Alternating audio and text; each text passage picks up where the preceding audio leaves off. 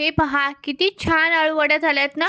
एकदम परफेक्ट झालेल्या आहेत. अगदी पिठाचं आणि पाण्याचं प्रमाण अचूक झालेलं आहे. कधी कधी काय होतं, अळूवड्या घशात दाटल्यासारख्या होतात किंवा त्या खूप जास्त ऑइली तेलकट बनतात. पण तुम्ही ते पाहू शकता, भरपूर लेअर असलेली अळूवडी तयार झालेली आहे. नमस्कार, मी रुपाली रेसिपीमध्ये तुम्हा सर्वांचे खूप खूप मनापासून स्वागत.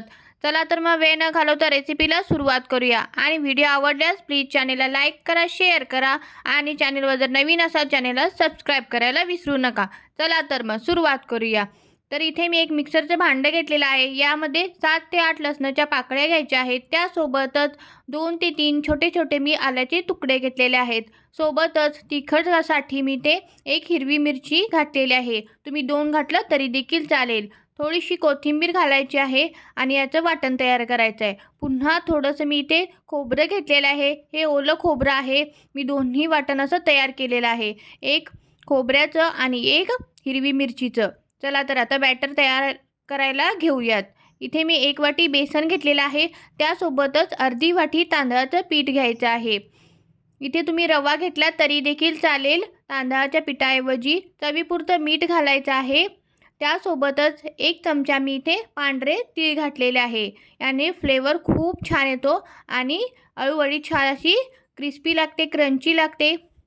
यासोबतच थोडंसं मी अर्धा टीस्पून हळद घातलेले आहे आणि जो आपण ओल्या नारळाचा किस घालायचा आहे.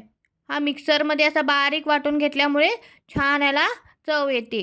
त्यासोबत आपण जे हिरवं वाटण केलं होतं ते देखील यामध्ये घालून घेणार आहोत. थोडंसं लाल तिखट घातलेलं आहे. लक्षात घ्या, आपण इथे हिरवी मिरची देखील घातलेली आहे, त्यामुळे लाल तिखट थोडंसं कमी घालायचं आहे.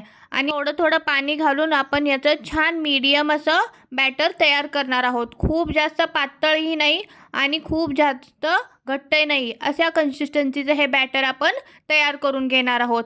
यामध्ये ओल्या नारळाचा किस घातल्यामुळे हे खूप छान टेस्टी बनतात. एकदा नक्की करून पहा. आता मी हे अळूवडीची पानं घेतलेली आहेत. याची जी वरची देठ आहे ती छान अशी आपण सुरीने कट करून घेणार आहोत. अशा पद्धतीने जर खूप जास्त मोठी असतील तर अशी कट करून घ्यायची, जेणेकरून आपलं जे अळूवडी आहे ती छान असा रोल तयार होईल.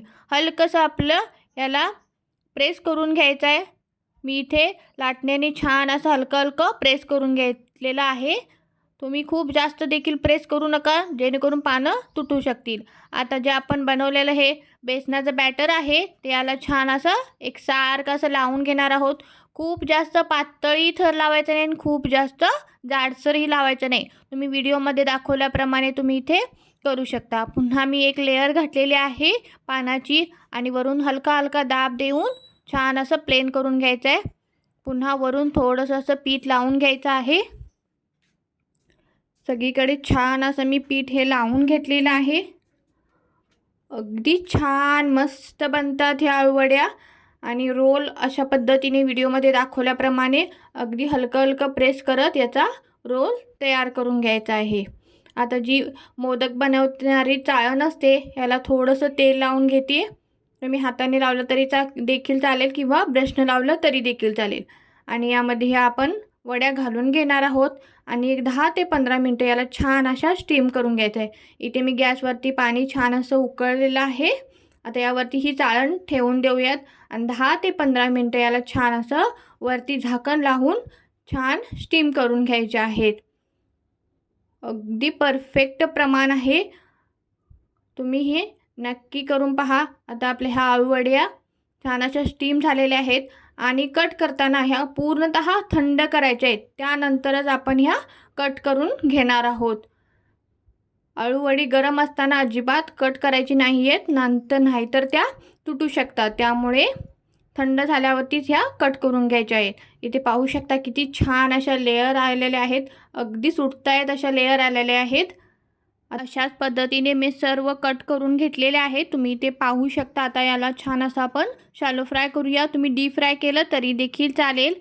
आता इथे एक मी पॅन घेतलेला आहे. यामध्ये थोडंसं आपण तेल घालणार आहोत. तेल छान असं गरम झालं की यामध्ये एक एक वडी आपण घालून घेऊयात.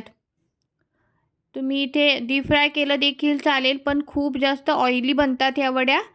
जर कमीत कमी तेलामध्ये जर तुम्हाला बनवायच्या असतील तर अशा डीप फ्राय करून देखील खूप छान टेस्टी आणि एकदम क्रिस्पी बनतात. फक्त मीडियम गॅसवरतीच आपल्याला यांना दोन्ही साईडने छान अशा खरपूस भाजून घ्यायच्या आहेत. डीप फ्राय केल्यापेक्षाही ह्या अगदी हेल्दी देखील बनतात आणि टेस्टी देखील बनतात. त्यामुळे इथे मी शॅलो फ्राय करून घेते आहे. दोन्ही साईडने मीडियम गॅसवरती आपण ह्या छान अशा भाजून घ्यायच्या आहेत. गॅस इथे मीडियमच ठेवायचा आहे, जेणेकरून त्या आतपर्यंत छान अशा खरपूस गोल्डन ब्राऊन कलर येईपर्यंत भाजू शकतील. वरून पुन्हा मी थोडंसं हलकंसं तेल घातलेलं आहे आणि छान अशा पलटवून दोन्ही साईडने कुरकुरीत होईपर्यंत आपण ह्या भाजून घेणार आहोत. चला तर मग आजची ही रेसिपी कशी वाटली कमेंट करून नक्की सांगा. तुम्ही इथे पाहू शकता आपल्या अळूवड्या छान अशा खरपूस भाजलेल्या आहेत. आता या खाण्यासाठी तयार आहेत. चला तर मग पुन्हा भेटू अशाच एका नवीन रेसिपीमध्ये, नवीन व्हिडिओमध्ये. चला तोपर्यंत स्वस्त राहा, मस्त राहा, खात राहा आणि व्हिडिओला लाईक करायला विसरू नका. पुन्हा भेटू तोपर्यंत बाय बाय.